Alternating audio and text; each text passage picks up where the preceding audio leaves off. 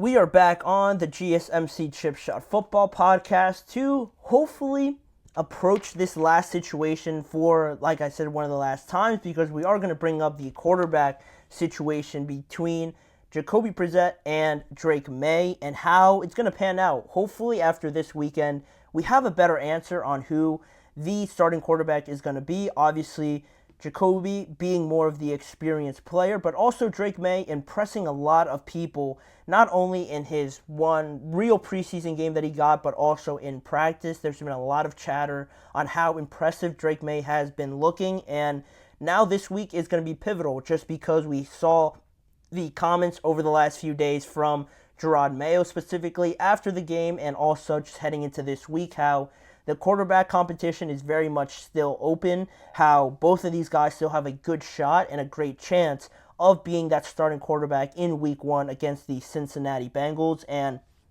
Jerod Mayo actually described this week as being a sort of hybrid week, and by that he means, treating it as it is the preparation and practice schedule leading up to an actual NFL game. So all throughout this week, it has been NFL regular season-like schedule in terms of practices, and I'm assuming what they do at those practices, but it does line up because their game is going to be on Sunday against the Washington Commanders, and the Commanders are probably not going to play any of their starters, but this is going to be huge just because usually that last game, like I just alluded to, most teams decide to just rest their starters, but I'm assuming the Patriots are going to have Jacoby out there, Drake Maye out there, just to get the last looks and see who really deserves to be that starting quarterback. And I mentioned practice before, and I think it has a lot to say just leading into these comments that I will get to with the Patriots offensive coordinator, Alex Van Pelt, because according to a bunch of practice reports and a lot of, insiders that were there present at the Patriots practices, it's been very good for Drake Maye. Not only did they report on the fact that he has been taking more reps with the starting offensive line for the first time in practice. That hasn't ever happened before up until this week. He usually does it maybe during the actual game warm-ups or something like that, but never in practices. He never takes snaps directly from Andrews, their center, so that's a pretty decent development in this. Take it as you will, but also just in terms of what we see on the practice field, Drake Maye continues to impress a lot of people. On Wednesday, he went 6 for 8, completed his first 6 passes, while the other 2 were just drops by a couple receivers, and that's great. It's looking very efficient, very just well put together for Drake Maye, but also when you look at it in comparison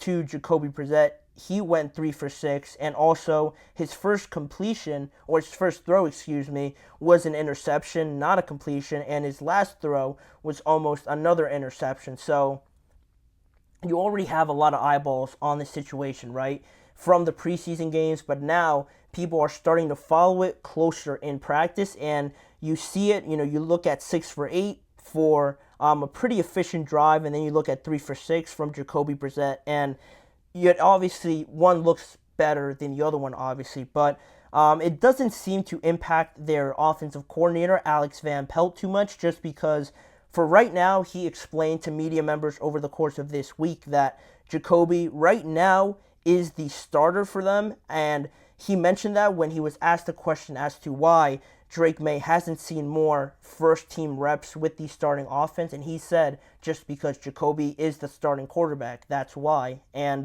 he also said that the quarterback competition is pretty much still open, echoing those sentiments from Jerod Mayo. But what he said next, I think, kind of shines some more light on not only his mindset, but what I've also been thinking about in regards to this quarterback competition, because he kept it pretty honest, I think, in this next statement when he said, I'm sure there's a chance that Drake Maye could become the starter in week 1, but I think as you go in, there's still a process of how you bring a rookie quarterback along, so I think that's important to remember as well. There's certain things in this offense that Jacoby, having played in this offense, stands or understands some of the tools you can use to get out of certain situations, pressure situations, things like that Drake is still learning.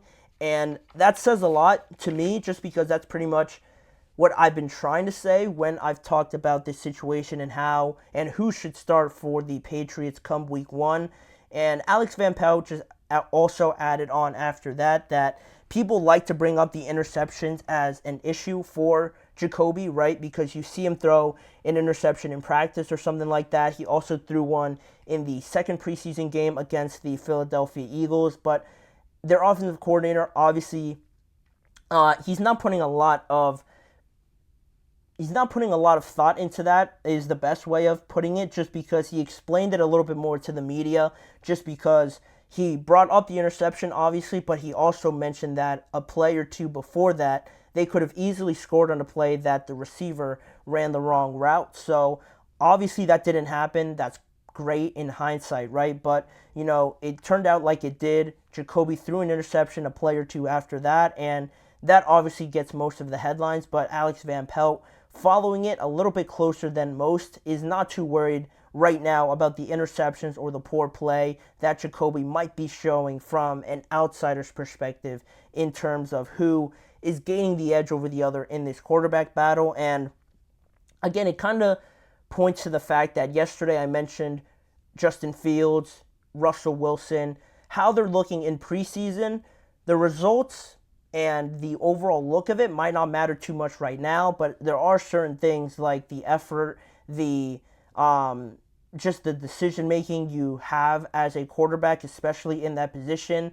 Those sort of things matter most. And if you see some faults, some mishaps in those areas, yes, it's something to point out and something to affect any sort of decision that you want to take in a quarterback battle or deciding who makes the roster or not. But when you're talking about results, wins, losses, stats in the preseason, it doesn't really matter too much. And again, Alex Van Pelt is sort of showing that here when he is trying to evaluate both Drake Maye and Jacoby Brissett. But the biggest thing he emphasized, obviously, from this statement and just going on later with his statement is that Jacoby just has more of that experience in that offense. That's something that I picked out right away with this statement. And also, going back to their Cleveland days, obviously, that experience that both of those guys had there, the success that they had there as well, but also the NFL experience. I don't think Alex Van Pelt is taking that for granted as well, with reading opposing defenses,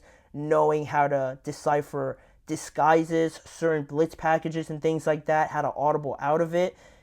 This week, it's been heavily based on quarterbacks, and not only did we talk about this situation prior to this episode, but also how Tom Brady and Bill Parcells in that one segment I did as well this week, that they're also putting an emphasis on the mental side of these quarterbacks. How much do they really know from a processing point of view, and how much do they really have command of their offenses at such an early age where, yeah, they might perform like Drake Maye has, but mentally learning those little nuances, knowing exactly what to do in certain situations with this offense, they might not be there, and they're thrown out there a lot earlier than they should. And, the last thing you want to see is Drake Maye going out there against a AFC conference contender in the Bengals and, struggling against the Bengals, especially when you compare him to going up against Joe Burrow. It could be a rough outing for Drake Maye, and not only that, it sends everybody into a shock, and I mean everybody, right? If Drake Maye doesn't play great, not only could his confidence be a little bit rattled, you don't know how he's going to react to that at such an early age, but then the fans also, who have been screaming for Drake Maye to go out there and start, they see a bad result like that, and they're thinking, oh, wow, like maybe he wasn't ready. Maybe they threw him out there so long. Maybe we didn't evaluate this situation as well as we thought. And also, you look at the coaches as well who end up making this decision and thinking that he was ready.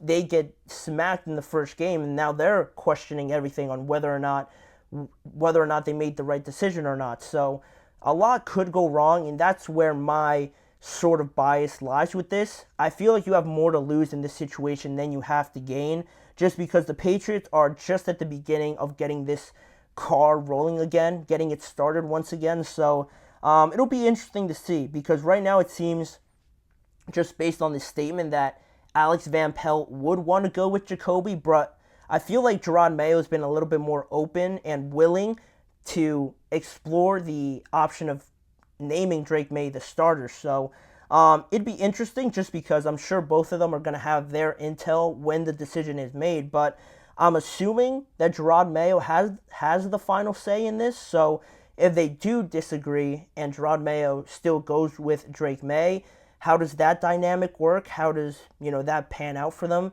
And not only how does that affect Drake Maye as well going forward? It's something to keep an eye on, certainly. I don't know when exactly they're going to name the starting quarterback. It could be next week after their third and final preseason game, but also it could be in the weeks leading up to the first week of the regular season. They haven't disclosed that yet, but there's a lot riding on this. There's a lot that's going to be micro-analyzed in how Drake Maye plays and Jacoby plays, but ultimately the decision will fall on Gerard Mayo and Alex Van Pelt, so it'll be very fascinating to see how they decipher that and when we get that announcement as well. But for right now, we're just going to continue to speculate and move on to our final topic, just a rankings that I wanted to bring to you guys here on today's episode of the show. With these wide receivers getting together after the Jahan Dotson trade, I thought I'd rank the top 5 best wide receiver trios currently in the NFL. The Eagles are in there. The Chiefs are in there. The Titans and a couple more will feature on this list. Stay tuned to find out the order and who is the number 1, the best wide receiver trio in the NFL when we return.